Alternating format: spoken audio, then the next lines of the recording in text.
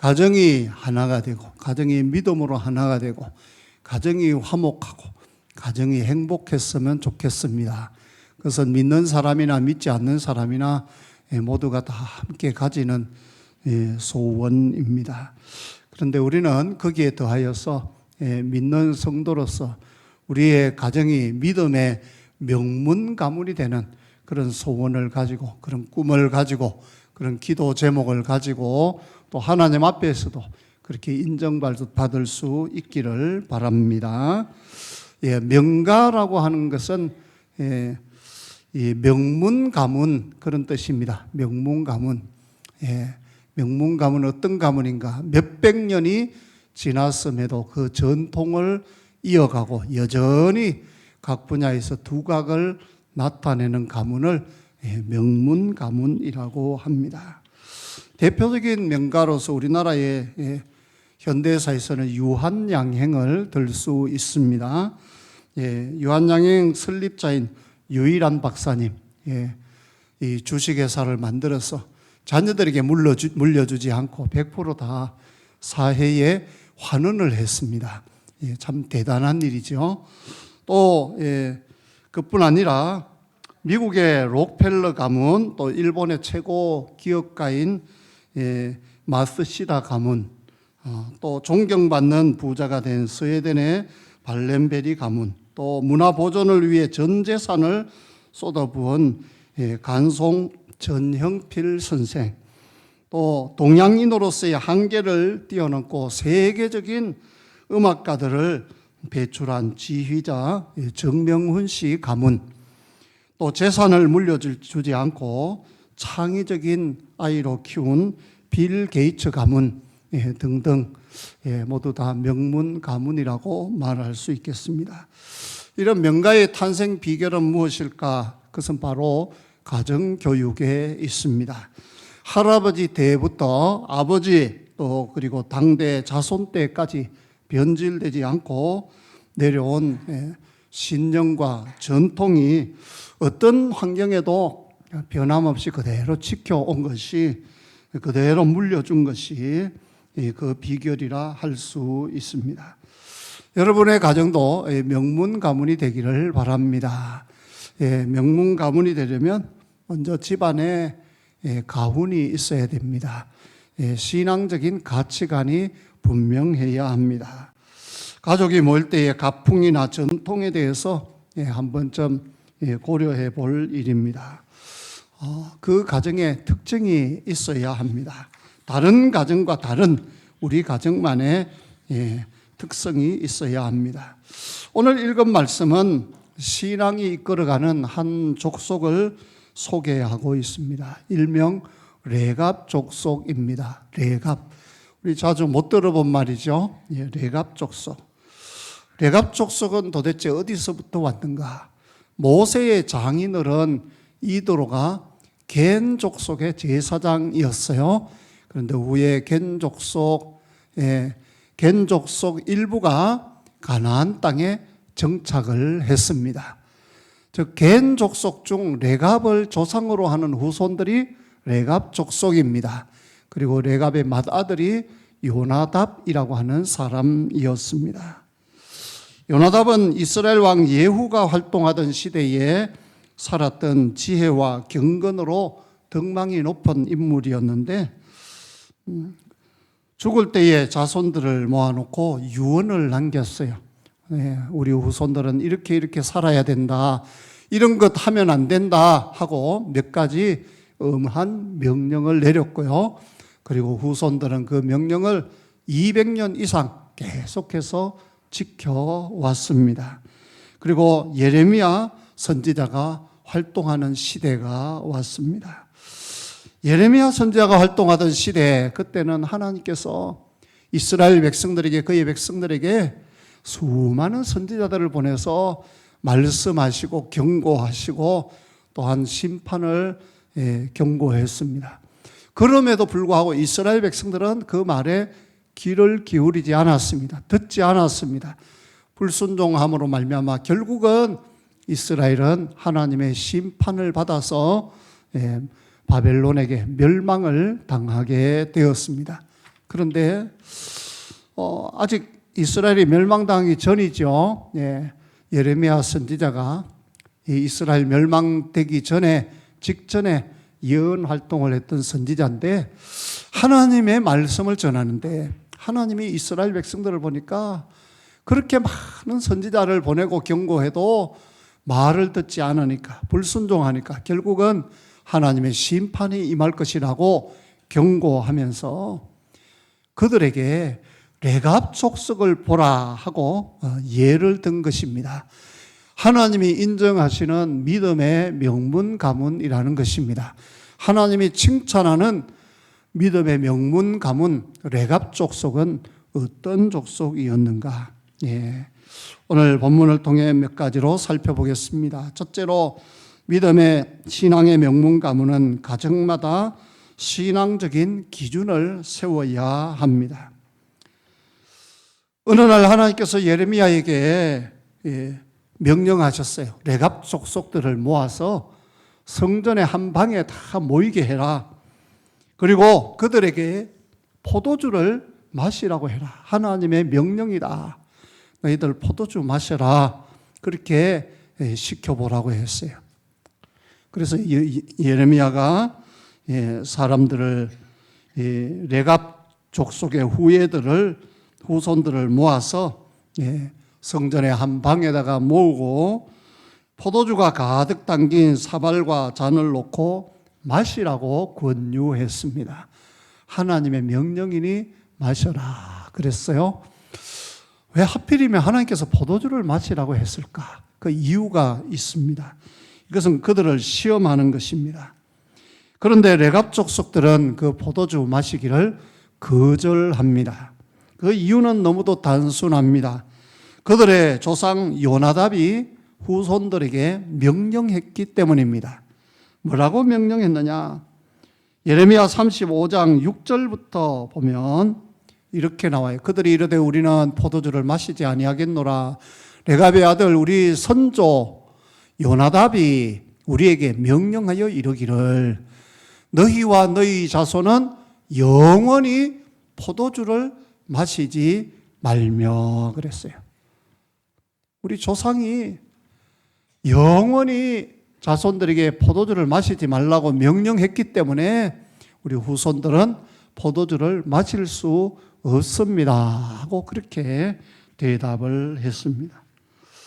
또한 이것뿐만 아니라 레갑의 아들 요나답은 그 후손들에게 7절에 보면 또 이런 명령도 했어요. 너희는 집도 짓지 말며 파종도 하지 말며 포도원을 소유하지도 말고 너희는 평생 동안 장막에 살아라. 사실 쉬운 게 아니죠. 누구든지 집 짓고 안정된 생활을 하고 편안하게 살고 많은 것을 갖기를 원하는데 한마디로 말해서 너희들은 무소유로 살아라. 평생 텐트 치고 그렇게 살아라 하고 명령을 했습니다. 집도 짓지 말고 포도원 사지도 말고 평생 장막을 치면서 살아라. 그런데 10절 말씀해 봅니다. 10절에 보면 뭐라고 합니까? 10절 9절 다음 10절입니다. 장막에 살면서 우리 선조 요나답이 우리에게 명령한 대로 다 지켜 행하였노라. 이 여러 가지 명령들을 다 지켜서 행하였다 그랬습니다. 그러면 그 선조 요나답이 왜 후손들에게 이런 명령을 내렸을까요? 포도주를 마시지 말라고 한 것은 술을 마시고 방탕할까 싶어서 하나님 앞에 정결하고 깊은 영성의 자리에 나아가기를 원해서 포도주 마시는 것을 금하였고요. 집을 짓지 말라는 것은 소유욕을 갖지 말라. 그래서 소유로 인하여 하나님을 떠나는 일이 없도록 그렇게 명령한 것이고요. 또 농작물을 재배치 말라. 이것은 당시에 가나안 땅에 이 가나안 부족들이 농사 지으면서 온갖 우상을 많이 섬겼어요. 그래서 농사를 지으면서 혹시 흉년이 들든지 비가 오지 않든지 하면 가나안 땅 부족들이 섬기는 우상을 섬길까 해서 아예 농사를 짓지 말라고 명령을 한 것입니다. 우상 숭배에 빠지는 일이 없도록 미리 그 길을 차단한 것입니다. 또 일생 동안 집을 짓지 말고 장막에 거하라고 명령하셨습니다. 이 땅의 것에 집착하지 않고 영원한 것을 소망하며 살라는 그런 영적인 교훈입니다. 어떻게 보면 참 불편하고 참 편안한 생활을 포기해야 되는 그런 명령임에도 불구하고 그 조상 레갑의 아들 요나답의 명령대로 그들은 그대로 행하였습니다. 그래서 하나님 앞에서 이들이 책망을 받은 것이 아니라 도리어 이들을 봐라. 그 조상 레갑의 아들 요나답이 명령한 대로 그 후손들이 200년이 넘도록 이렇게 그 전통을 지켜가고 신앙의 명문 가문으로 대를 이어가는 것을 봐라 하면서 하나님이 이스라엘 백성들 앞에 본보기로 모델하우스로 보여주신 것이 바로 레갑 족속입니다. 이들처럼 신앙생활을 하라는 것입니다. 이들처럼 신앙의 대를 이어가라는 것입니다. 편안하고 안정된 삶은 아니었지만 신앙 하나로 모든 것을 이기고 살았던 것입니다. 이 사람은 33세에 백만장자가 되고 43세에 미국의 최대 부자가 되었고 53세에 세계 최대 갑부가 되어서 남은 평생을 구제하며 살다가 한 사람이 있습니다. 그 사람은 바로 미국의 재벌이었던 록펠러입니다. 산술상으로는 빌 게이츠 재산이 록펠러의 재산보다 배 정도가 된다고 합니다. 그러나 이 록펠러 당시 경제 규모 등을 생각하면 그의 재산이 빌 게이츠의 재산보다 무려 13배나 더 많다고 합니다. 얼마나 큰 부자였는지 우리가 알 수 있죠.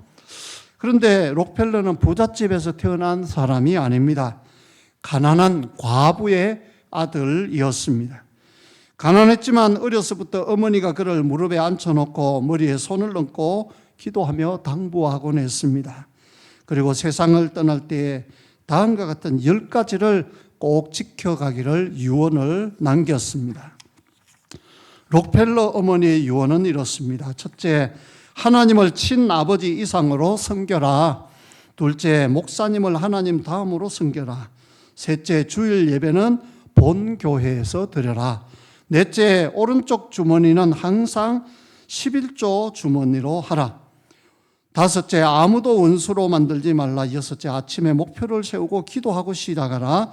일곱째, 잠자리 들기 전 하루를 반성하고 감사 기도하라. 여덟째, 아침에는 꼭 하나님의 말씀을 읽고 시작해라. 아홉째, 남을 도울 수 있으면 힘껏 도우라. 열 번째, 예배 시간에는 항상 앞자리에 앉아라. 록펠러는 어머니가 세상을 떠난 뒤에도 그 말을 잊지 않고 순종하며 지키고 살았습니다. 그 결과 가난한 과부의 아들이었던 그가 세계 제일의 부자가 되었습니다. 여러분, 처음에 수입이 5불이었어요. 5불일 때도 11조를 뗐어요. 그런데 정확히 11조를 해서 나중에는 11조만 수백만 불이 되었다고 합니다. 그의 11조를 계산하는 사람만 무려 40명이나 되었다고 합니다. 또 미국 맨하탄에 있는 록펠러 빌딩은 그가 이루어 놓았던 기업가 정신을 우리에게 잘 알려주고 있습니다. 또한 미국 각 주마다 모든 도시에 세워진 공공도서관은 그가 벌어서 기부한 돈으로 세워졌습니다.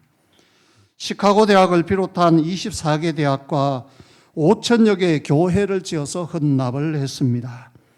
그가 어마어마한 부자가 되었지만 하나님을 의지하고 항상 어머니의 유언을 기억하며 실천하며 베푸는 인생을 살 때에 98세까지 장수하였다고 합니다. 성도 여러분, 유언은 살아있을 때 하는 것이 유언입니다. 혹시 여러분의 자녀가 아직 예수님을 믿지 않고 있다면 반드시 유언으로 남기십시오.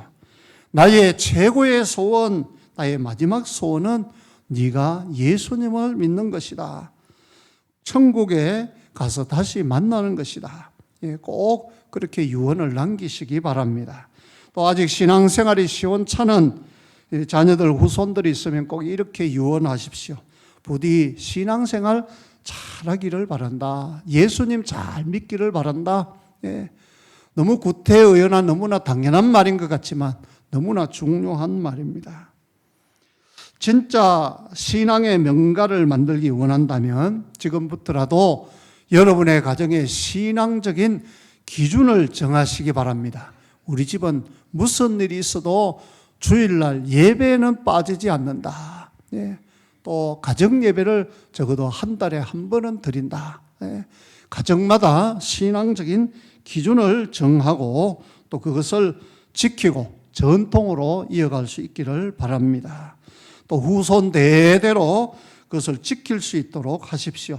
그렇게 하면 여러분의 가문도 레갑 족속의 가문과 같이 신앙의 명문 가문이 될 수 있습니다.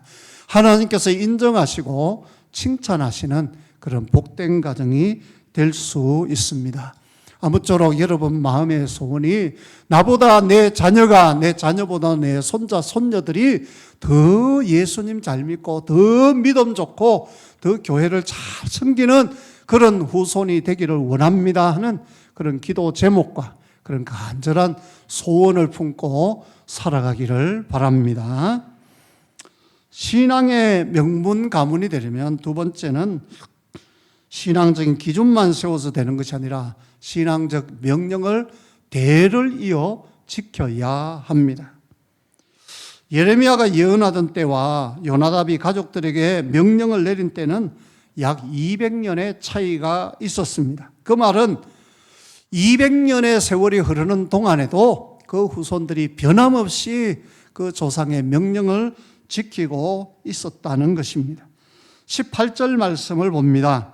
18절에 보면 뭐라고 말씀합니까?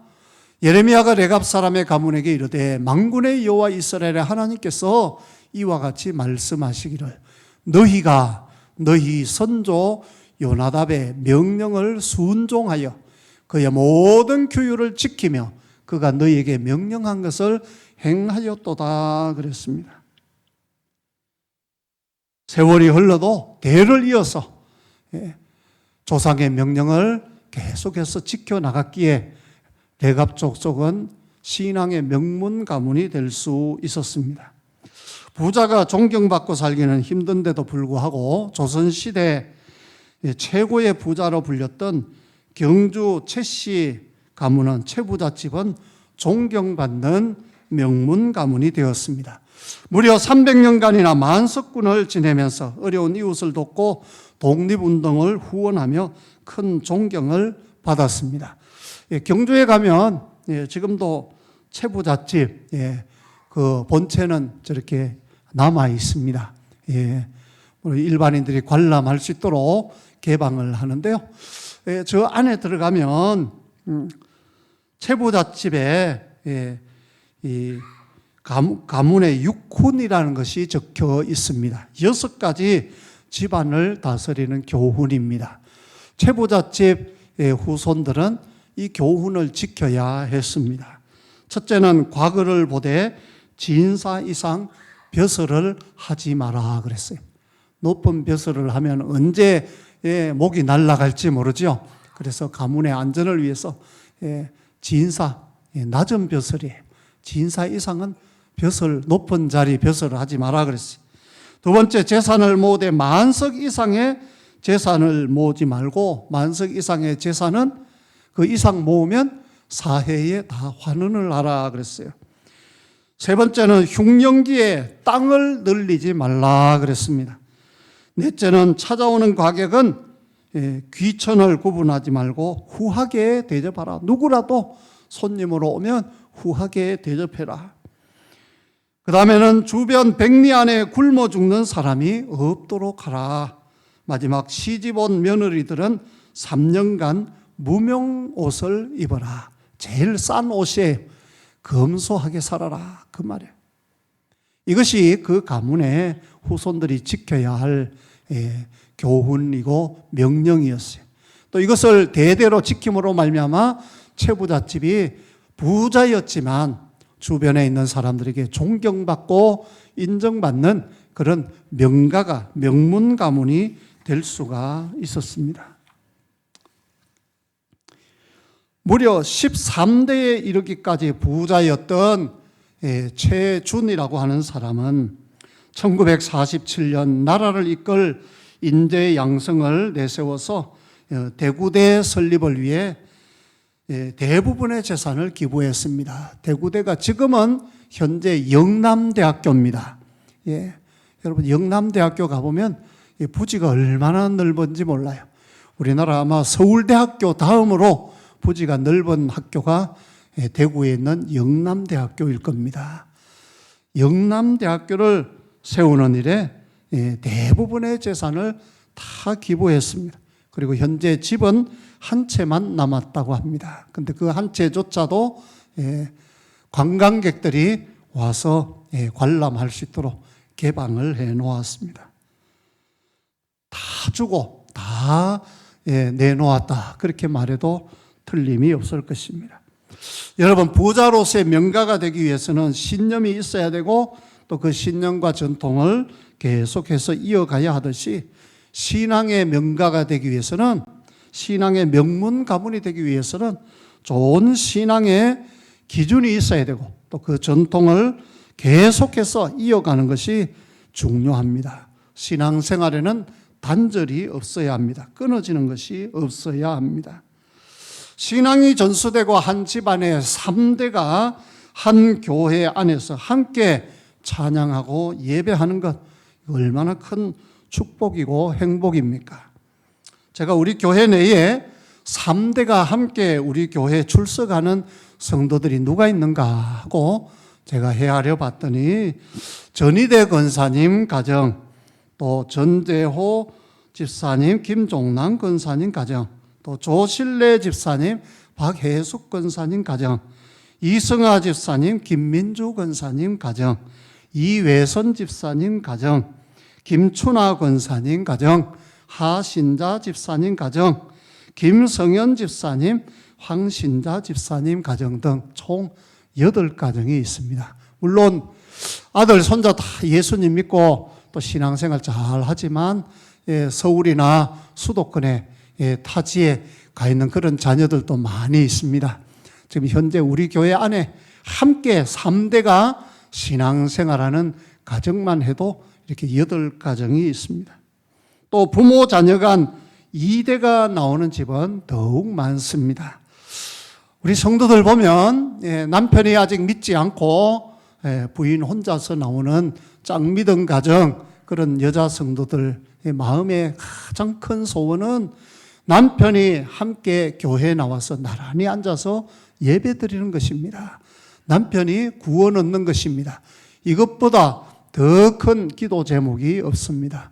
물론 쉽지는 않지만은 포기할 수 없는 제목이고요. 또 하나님께 우리가 끝까지 부르짖어야 할 제목입니다. 또 우리 자녀들 가운데 보면 예전에는 어릴 때는 교회 다니고 신앙생활을 했는데 커서는 세상으로 나가고 지금 교회에 나오지 않는 그런 자녀들도 많이 있습니다.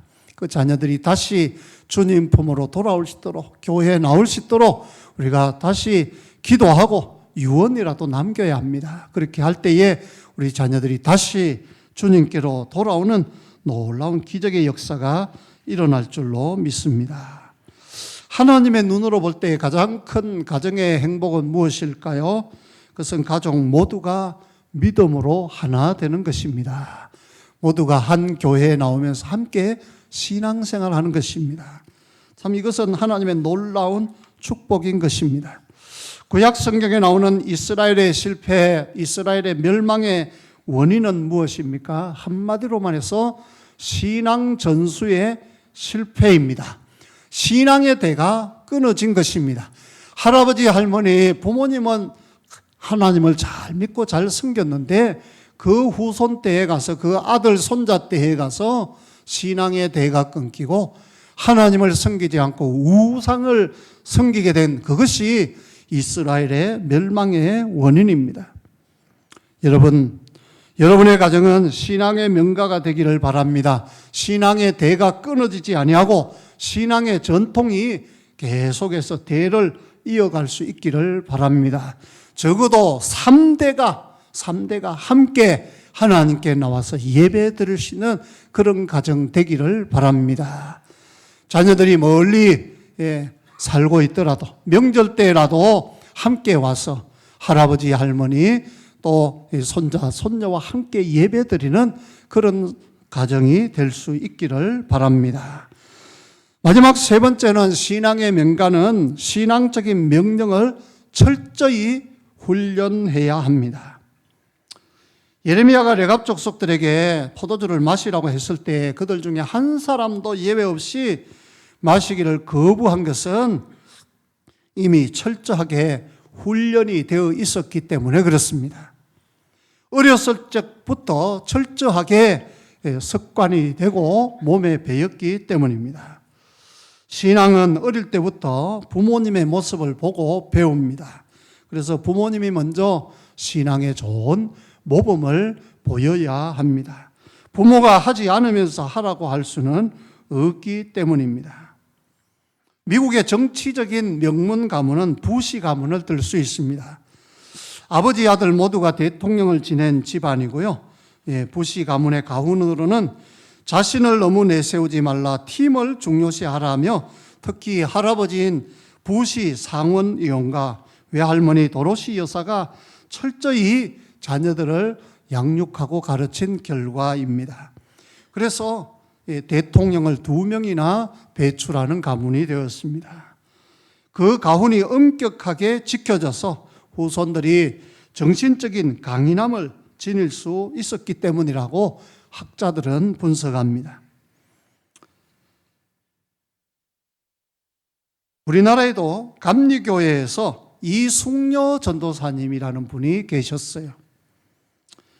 이분의 아들들이요, 모두가 다 세계 감리교회에서 손에 꼽힐 만한 어마어마한 교회들을 담임을 했습니다.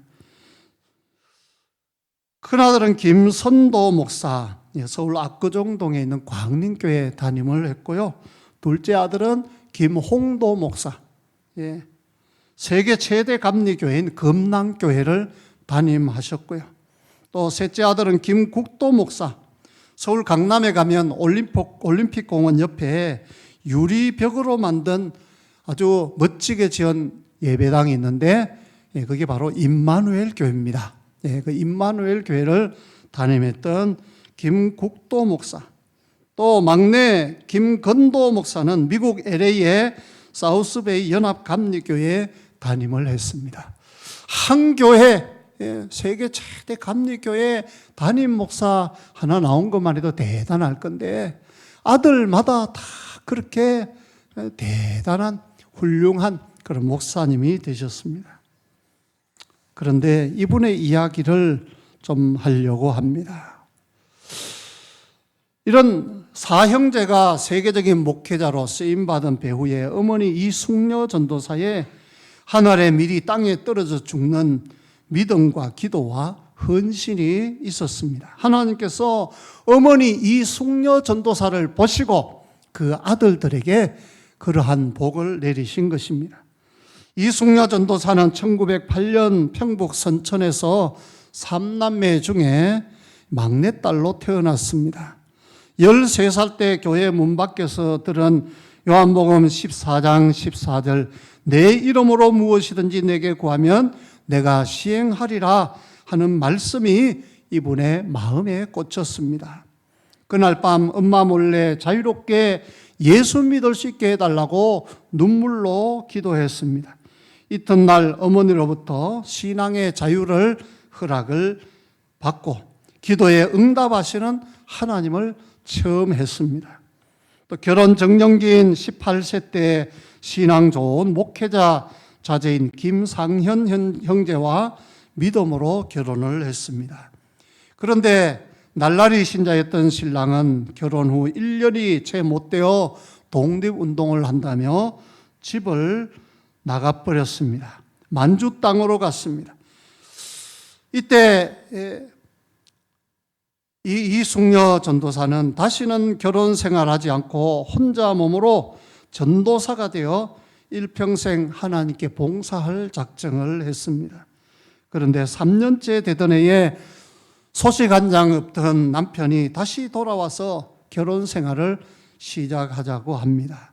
믿지 못할 것은 남자라는 다짐을 하며 거절했지만 7번씩 70번이라도 용서하라 하신 예수님 말씀대로 살려고 남편을 받아들였습니다. 남편에 대한 분하고 억울한 생각, 사무치는 해안을 기도로 풀면서 순종했습니다. 그러나 남편은 여전히 신앙생활에는 관심이 없고 핍박을 일 삼았습니다. 이런 남편의 회심을, 남편이 다시 예수 믿게 되는 것을 평생의 기도 제목으로 삼으면서 태의 열매인 자식들만큼은 하나님의 사람으로 키우겠다 하는 그런 마음을 가지고 아침밥은 걸러도 매일마다 하나님께 예배를 드렸습니다. 그리고 100마디 말보다 한 번의 믿음의 본을 보이며 어떤 상황에서도 불의와 타협지 않고 하나님의 말씀대로 살도록 가르쳤습니다. 큰아들 선도가 인민군으로 끌려가서 생사를 알지 못할 때에, 또 둘째 딸 연도를 뇌염으로 잃었을 때에, 또 자신이 발진 티푸스에 걸려 사경을 헤맬 때도 이숙녀 전도사는 모든 것을 하나님께 맡기고 눈물로 기도했습니다. 이 모든 것을 통해 살아계시고 능하신 하나님을 체험하게 되었습니다.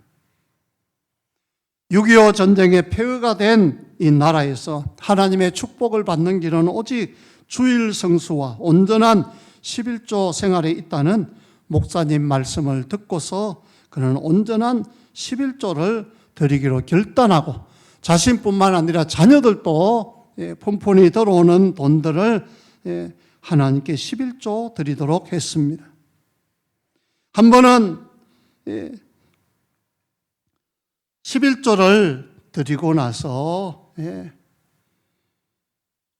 주일 아침에 먹을 것이 없었습니다. 그래서 개나 돼지에게 먹이로 주던 술찌개미를 사다가 물에 타서 온 가족이 먹었는데 어린 건도가 술에 취해서 자빠지고 건도와 국도는 아동부의 예배 시간에 술 냄새 때문에 찬송도 못하는 기막힌 사태도 벌어지게 되었습니다. 이런 자식들을 바라보며 오열하는 아픔 속에 하나님께 간구했습니다. 하나님, 자식 6을 굶기고 11조를 바쳤습니다. 저 자식들 장례를 하나님이 책임져 주옵소서 그랬어요. 그랬더니 하나님이 이후에 자녀들을 모두 잘 길러주시고 모두가 다 훌륭한 목회자가 되게 해 주셨습니다. 그리고 그뿐 아니라 남편도 참 강박한 불신자요 핍박자였는데 마침내 남편도 돌아와서 신학을 하고 주의 길을 가게 되었습니다. 여러분, 여러분의 가정은 어떻습니까? 한 사람의 좀 특출한 인물이 있어서 그 사람이 가문을 일으켰습니까?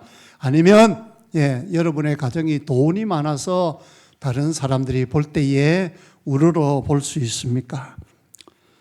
여러분의 가정이 예수님 믿는 가정이라면 신앙적인 기준에 있어서 전통을 세워가야 하고 또 그것이 모든 사람들에게 본보기가 되어야 합니다.